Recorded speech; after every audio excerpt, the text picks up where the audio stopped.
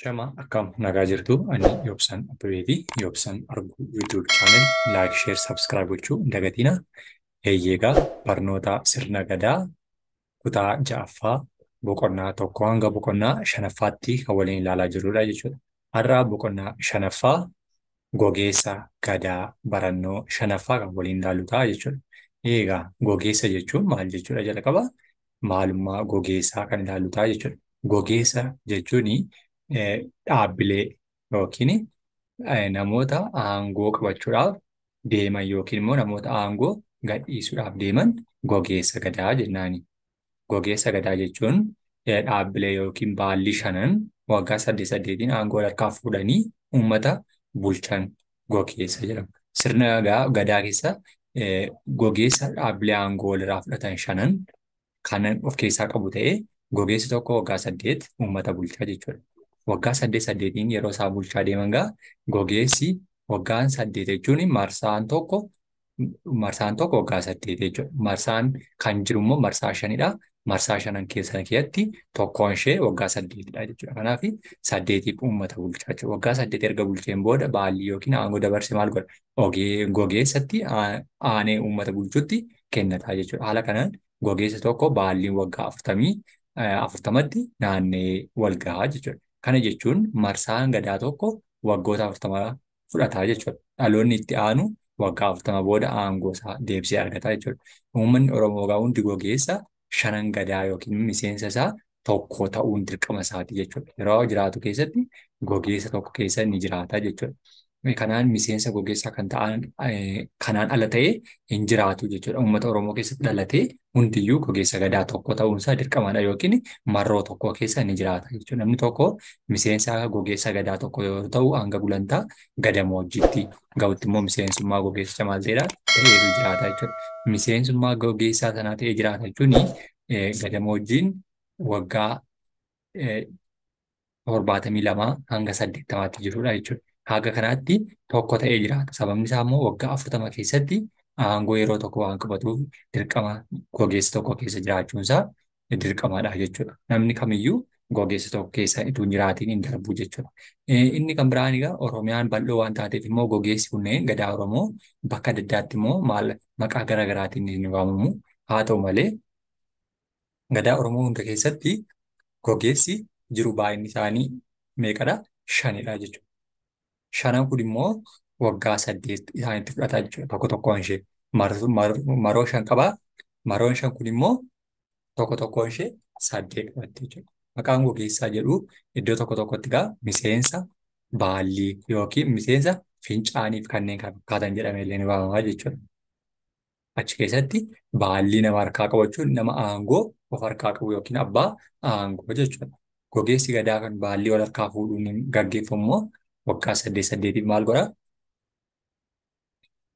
Uummata bulchaa yookiin hawaasa bulchaa jechuudha. Kanaan waggaa 8 keessatti yeroo tokko bulchaa ta'ee tajaajilaa jechuudha. Egaa akkaataa gabatee kana keessatti maqaawwan gogeessota naannolee keessa jiranii yookiin immoo godinoota Oromiyaa bal'oo ta'uu isheerraa kan kaase maqaawwan gogeessotaa garaagaraa baay'inaan adda adda ta'uu jechuudha. Sababni isaan adda adda ta'aniif immoo wal fakkaachuu yookiin immoo garaagara ta'uu ni qabaatu jechuudha. Fakkeenyaaf Boorana keessatti, Arsii keessatti, Gujii keessatti, uummata naannoo Karrayyuu, Macca, Ittuun Baanaa, Tuulama keessatti garaagarummaa xixiqqoo qabaata jechuudha. Akka fakkeenyaatti Arsii keessatti Birmajii, Bultuma, Bahaa, Horata, Rooballee. Boorana keessatti Fullaasaa, Maardiida, Daraaraa, Libaasaa, Sabbaqaa jedhama. Gujii keessatti Muudana, Halchisaa, Dhaallannaa, Harmuufa, Rooballee. Karrayyuu keessatti Roobalee, Birmajii, Melbaa, Michillee, Halchisaa jedhama. Macca keessatti immoo Birmajii, Horata, Michillee, Rooballee, Duulloo. Ittuun Baanaa keessatti Horata, Sabaqa, Fadata, Dibeessa, Daraara. Naannoo Oromoo Tuulamaa keessatti immoo Birmajii, Michillee, Duulloo, Melbaa, Rooballee jedhamu. Warreen kana jechuun egaa tokkoon isaanii maqaawwan garaagaraa haa qabaatan iyyuu malee iddoo baay'eetti wal fakkaataa jechuudha. Sababni isaa naannolee irratti yeroo godinaalee irratti fageenya irraa kan kaase haala godinaalee sanaatiin maqaawwan addaa moggaafatu waan ta'eef jechuudha. Akka fakkeenyaatti Arsiitti fakkeenyaaf birmajii inni jalqabaa yoo jedhame Macca keessatti maalidhaa birmajii ta'a jechuudha. Tuulama keessatti illee birmajii. Ammas gajallaatti dhufee Arsii keessatti roobalee yoo ta'e Gujii keessatti ammas roobalee ammas Tuulama keessatti roobalee Macca keessatti illee roobalee deddeebi'ee ni dhufaa jechuudha. Maaliif wal fakkaataa waan ta'eef jechuudha. Tokko walitti hidhatiinsa cimaa waan qabuu fi garuu godinoota walirraa fageenya irraa kan kaaseen maqaawwan adda addaa qabaachuuf immoo ni dirqamaa jechuudha. Kanaan maqaawwan gogeessota godinoota Oromiyaa bal'inaan faca'anii jiran keessatti xiqqoo garaagarummaa godhachuu danda'a jechuudha. Inni kan biraan egaa sirna gadaa kana keessatti gogeessi baallii dabarsanii kennaniin tarreeffaman keessaa gogeessi 5 gadaa kuniin aangoo irraa fudhachuuf waliin dhiiban yookiin immoo aangoo dhaabbileen aangoo kun wal mormiin isaan gidduutti fakkeeffamu kan nagaa kan jaalalaati malee kan akka dhaabbilee warra kan dimokiraasiitiin humnaa walirraa fudhatan miti jechuudha. Gogeessi walitti dhufeenya adda addaa ni qabaatu, waliin ni hojjetu. Akkaataa waliin hojjetan irratti hundaa'uun immoo gogeessa 5 gadaa bakka lamatti qoodamu jechuudha. Isaanis eenyuudha? Wallaanaa fi qadaadduu jedhamuudhaan beekamu jechuudha. Haala walitti dhufeenya hojii isaaniitiin wallaanaa fi qadaadduu jechuun faallaa yookiin warra taansee aangoo qabachuuf jedhu jechuudha. Kanaaf osoo waliin dhiibiin osoo waliin miidhiin aangoo sana wal dorgomuu jechuudha. Kanaatiin malee kan isaan haala kan dimokiraasii ammayyaatiin wal miidhanii yookiin wal dhiibanii wal baasan miti jechuudha. Wallaanaa jechuun gogeessa gadaa 5 gadaa keessaa kan baallii maal godhudha kennu yookiin kan baallii fudhatudha. Baalliin jalqabuma irratti mallattoo aangooti jenneera. Mallattoo aangoo erga taate baalliin wallaanni immoo isa aangoo qabatu yookiin immoo isa aangoo dabarsee kennuuf deemudha jechuudha. Kanaaf sirna kana keessatti walharkaa fuudhinsi aangoo kallattii hundaaniyyuu mirgaa qajeelfama heeraa fi seera mataasaa danda'e qabaateetu deema jechuudha. Inni kan biraan egaa baallii kennuu wallaana duraa yoo ta'u kan baallii fudhatu immoo wallaana duubaa jedhama. Wallaana duraa gogeessa aangoo isaa fudhatu yookiin fudhatee biyya kan bulchaa jiru gadaa raawwii hojii kan raawwatu kan hordofu hanqina seeraa bulchiinsa gadaa aadaa duudhaa heeraa fi kanneen kana fakkaatan kan hordofaa deemu eenyudha? Wallaanaadha jechuudha. Inni kan biraan osoo badiin gaggeessiin faana bu'ee akka sirreeffatu kan taasisu wallaanaan hanqina raawwii hojii keessatti uumame kan hordofee sirreessu eenyudha? Wallaanaadha jechuudha. Eenyutu kan dogoggorre abbaan gadaa yookiin abbaan wallaanni inni duraa abbaa gadaa ta'ee bulchaa jiru yookiin baalliin harkasaa jiru akka inni dogoggorreef illee kan faana deemee hordofii taasisu wallaanaadha jechuudha. Inni lammaffaan qadaadduudha.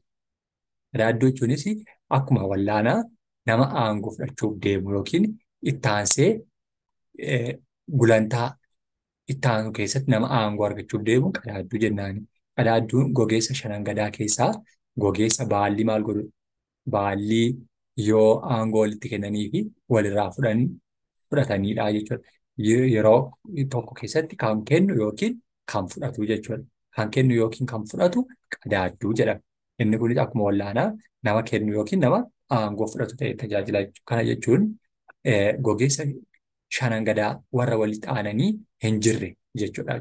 Warra walitti aananii hin jirre garuu aangoo argachuudhaaf kan deeman maroo kan biraa eeggachuudhaaf maroo lammaffaa yookiin maroo sadaffaa eeggachuudhaaf kan deeman jechuudha. Qadaadduunis deebi'ee bakka meeqatti qoodama? Bakka 2tti qoodama. Isaanis qadaadduu duraa fi qadaadduu boodaa jedhama. Akkuma wallaana duraa fi wallaana boodaa jechuudha. Abbaa gadaa jalqabaa fi abbaa gadaa booddee dhufee ittaansee aangoo fudhatu jechuudha. Kanaatiin kan isaanii itti fufanii aangoo sana argachaa deeman yookiin immoo itti fufinsaan aangoo walharkaa fuudhaa deeman ta'etu isaan tajaajilaa jechuudha.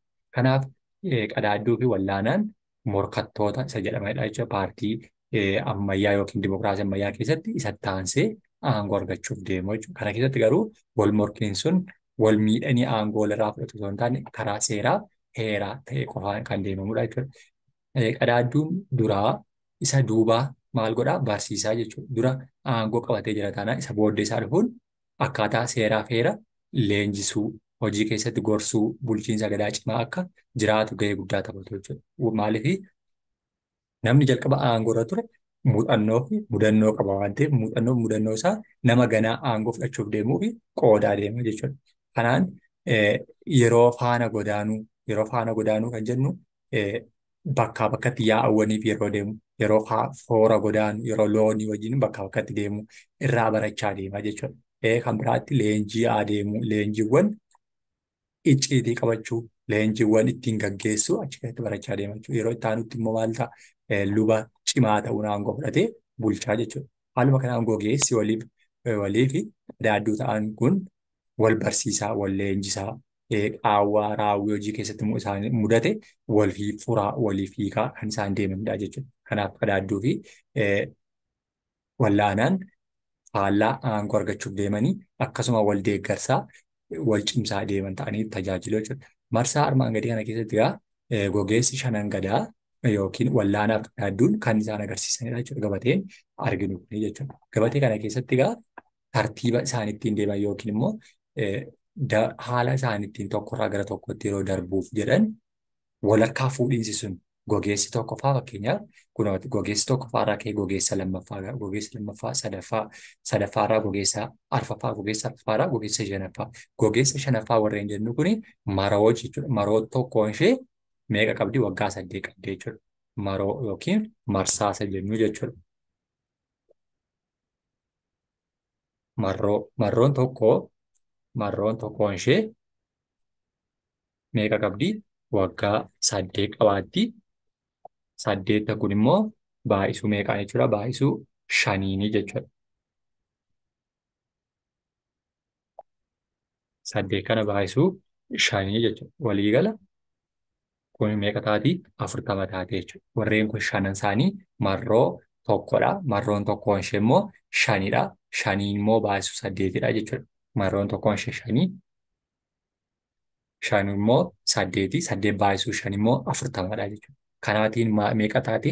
Marsaa gogeessi tokkoffaa keessatti wallaanni tokkoffaa, wallaana lammaffaa, wallaana duraa, wallaana boodaa, qadaadduu duraa, qadaadduu boodaa jedhamaniitu aangoon akkaataa kanattiin darbaa deema jechuudha. Inni kana jechuun egaa sirni gadaa walakkaa fuudhinsa sirna dimokiraasii ammayyaadhaa olitti kan qindaa'ee fi kan seera mataa isaa danda'e eeggatee ittiin wal bulchudha jechuudha. Sababni isaa tartiiba kana keessaa ala namni kamiyyuu aangoo qabachuu hin danda'u, aangoo dabarsee laachuus hin danda'u jechuudha.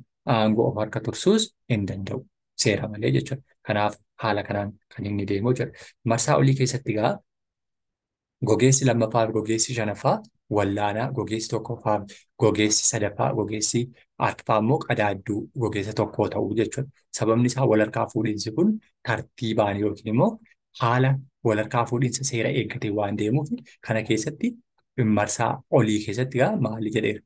Kunaati jechuudha. Gogeessi lammaffaa fi shanaffaan wallaana, gogeessi tokkoffaa fi gogeessi sadaffaa, arfaffaa immoo qadaadduu tokkoffaa ta'anii tajaajilu jechuudha. Haaluma akka waliigalaatti gadaa Oromoo hunda biratti gogeessa meeqatu jiru? Gogeessa 5tu jiru jechuudha. Gogeessa 5, odaa 5 kan jedhamu jechuun bokkuu 5 kan jechaa deemnu sun jechuudha. Kanaaf 5 kun immoo waggaa 8, waggaan 8 immoo 40 taate jechuudha. Waggaa 8tiif uummata erga bulchee booda gogeessi itti aanee biyya bulchuuf qophii ta'etti baalli dabarsee kenna. Baalli jechuun immoo mallattoo aangoo yookiin nama biyya bulchuu ta'e tajaajila jechuudha.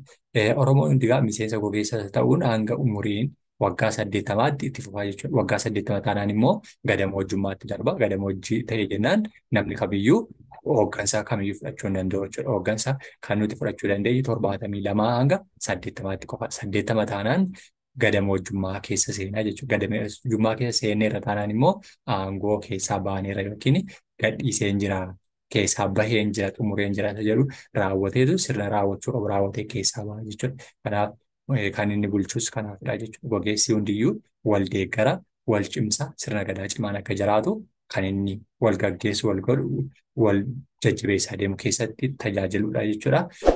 Mata dureen keenyarraa gogeessa 5 gadaa kan jedhu mata duree godhannee ilaalle jechuudha.